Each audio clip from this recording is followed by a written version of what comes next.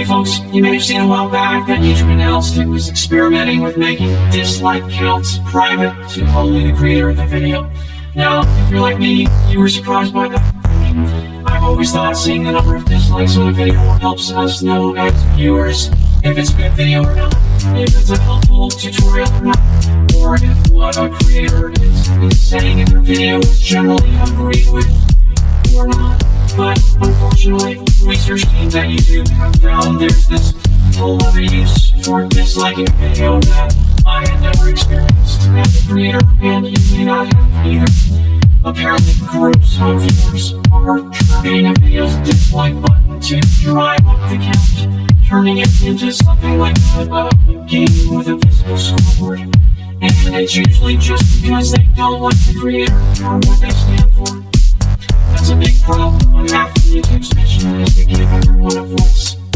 So, earlier in 2021, YouTube experimented with making the public dislike count private to see if it would help reduce these coordinated dislike attacks across the platform. And after analysis, they did see a reduction. So, the update from YouTube is that the dislike button is staying, but the dislike counts will now be private. You can still dislike videos, and that action will be used to tune your own recommendations, but you won't be able to see the dislike count. Only the creator can find it on the back end if they want. Now, a few common questions we saw from the initial experiment.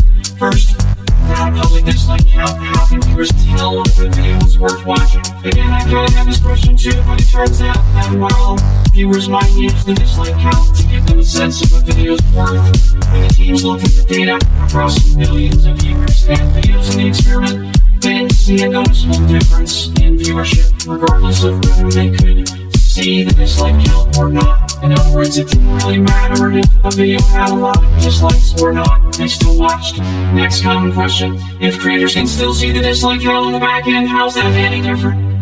They can see it if they look for it inside Studio Analytics under the Engagement tab, but overall it's much less likely to cause stress and embarrassment if the count isn't visible to the public. And one more common question, is this because YouTube Rewind got lots of dislikes?